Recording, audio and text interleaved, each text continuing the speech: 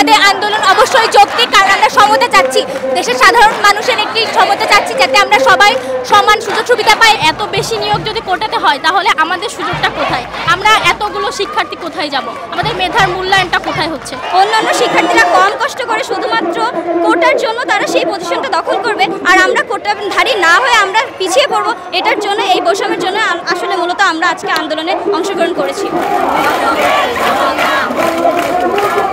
আমাদের আন্দোলন অবশ্যই যৌক্তিক, কারণ আমরা সমতা চাচ্ছি, দেশের সাধারণ মানুষের একটি সমতা চাচ্ছি, যাতে আমরা সবাই সমান সুযোগ সুবিধা পাই এবং চাকরি ক্ষেত্রে যে আমাদেরকে একটি ফাইন্যান্সিয়াল যে ইন্ডিপেন্ডেন্স সেটা পেতে পারি, এবং সেটা অবশ্যই কারোর বাবা দাদা বা এর পরিচয়ের ক্ষেত্রে হবে না।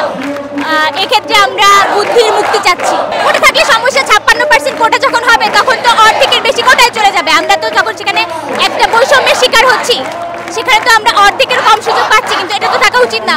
যে কোনো কোটা তো আমরা চাই না, হয়তো 5% বা 10% কোটা থাকলে সাধারণ মানুষ বেশি পায়, কিন্তু এখানে কেন হলে আমরা অর্ধেকেরও বেশি কোটাতে দিয়ে দেবো? আমরা আমাদের 10% কোটাও চাচ্ছি না, আমরা শুধুমাত্র আমাদের পাহাড়ি ভাই বোনদের যে কোটা আছে সেটা এবং প্রতিবন্ধীদের যে কোটা সেটা চাচ্ছি, তা বাদে আর কোনো কোটার পক্ষে আমরা নই।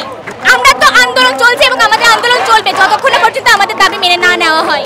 30% ধরেন আপনি একটা সেক্টরে নিয়োগ দিচ্ছেন, সেখানে ধরেন আপনি মেধাভিত্তিতে আপনি নিয়োগ পাইছেন, ধরেন আপনি টিকছেন 1000-এর মধ্যে, সেখানে যখন আপনি দেখবেন যে আপনার পিছনে পিছিয়ে থাকা আরও 2000 বা 1500-র ভিতরে আপনি একজন কোটাধারী নিয়োগ পাচ্ছে, সেক্ষেত্রে আপনার চাকরিটা হচ্ছে না, তখন আপনার কেমন লাগবে? অবশ্যই আপনার খারাপ লাগবে।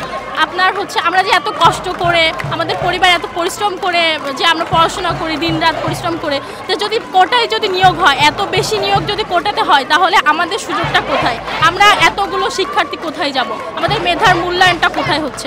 তাহলে পড়াশোনাটা সম্পূর্ণ অযৌক্তিক হয়ে যায় না? তো সেক্ষেত্রে আমার মনে হয় যে কোটা, এত বেশি কোটা আসলে মানে যুক্তিসঙ্গত নয়। এটা অবশ্যই যৌক্তিক সংস্করণ প্রয়োজন। সাধারণ শিক্ষার্থীদের জন্য অবশ্যই আমি মনে করি একটা অভিশাপ স্বরূপ যদি তার মানে যৌক্তিক সংস্করণ না হয়। আমাদের যদি দাবি না মানা হয়, যতক্ষণ না দাবি মানা না হবে ততক্ষণ আমরা রাজপথেই থাকবো, আন্দোলন চালিয়ে যাব ইনশাল্লাহ। স্বাধীনতার চেতনা কোটার সাথে যায় না। কারণটা হচ্ছে স্বাধীনতার চেতনায় আমরা যখন দেখেছি 1971 সালে বলেন বা 1952 সালে ভাষা আন্দোলন, 1970 সালে 6 দফা আন্দোলন, 1971 সালে মুক্তিযুদ্ধ, এই সব কিছুর সময় যখন এই ঢাকা বিশ্ববিদ্যালয়ের শিক্ষার্থী সহ বাংলাদেশের ম্যাক্সিমাম শিক্ষার্থী কিন্তু তাদের অংশগ্রহণের মাধ্যমে আমাদের বাংলাদেশটা স্বাধীন হয়েছে। এই জন্য স্বাধীনতার চেতনা থেকে ধারণ করেই আমরা কিন্তু আজকে রাজপথে নেমেছি, যাতে আমরা আমাদের কোটা আন্দোলনটা সফল করতে পারি। কোটার বিরুদ্ধে অবস্থান করছি। এই জন্য একটা দেশের 100 জনের মধ্যে 56% কোটাধারিত হতে পারে না। আমরা দেখেন, আমরা সাধারণ শিক্ষার্থী, মেধাবী শিক্ষার্থী, আমরা সারা দিন রাত পড়ালেখা করে আমরা একটা ঢাকা বিশ্ববিদ্যালয়ে এসেছি। আমরা ইনশাল্লাহ আরও বড় বড় পজিশনে যাব। এটার জন্য এখানে অন্যান্য শিক্ষার্থীরা কম কষ্ট করে শুধুমাত্র কোটার জন্য তারা সেই পজিশনটা দখল করবে, আর আমরা কোটাধারী না হয়ে আমরা পিছিয়ে পড়বো। এটার জন্য, এই বৈষম্যের জন্য আসলে মূলত আমরা আজকে আন্দোলনে অংশগ্রহণ করেছি। আমরা নারী কোটা চাই না, কারণ আমরা পিছিয়ে পড়া জনগোষ্ঠী না।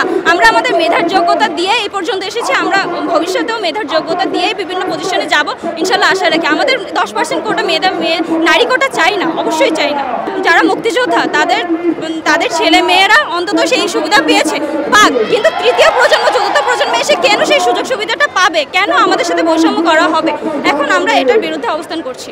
আমাদের দাবি আদায় হয়ে গেলে তো আমরা অবস্থান করতাম না। আমরাও চাই দ্রুত যে আমরা পড়ার টেবিলে ফিরে যাই।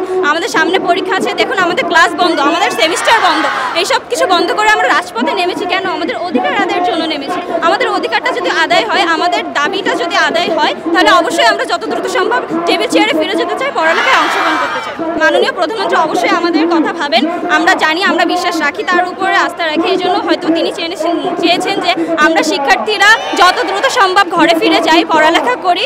এখন আমরাও তার সাথে একমত হতে চাচ্ছি যে আমরাও দ্রুত ঘরে ফিরে যেতে চাই, কিন্তু এটা একদমই অযৌক্তিক না। আমরা যৌক্তিকতা নিয়েই মাঠে নেমেছি।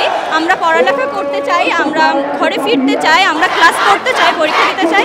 আর এই জন্য কোটা যত দ্রুত সম্ভব উপর থেকে যদি একটা সমাধান চলে আসে, তাহলে আমরা দ্রুতই পড়ালেখার টেবিলে ফিরে যেতে চাই। আর প্রধানমন্ত্রীর কথাটাও আমরা রাখতে চাই যে আমরা পড়ালেখায় ফিরে যেতে চাই।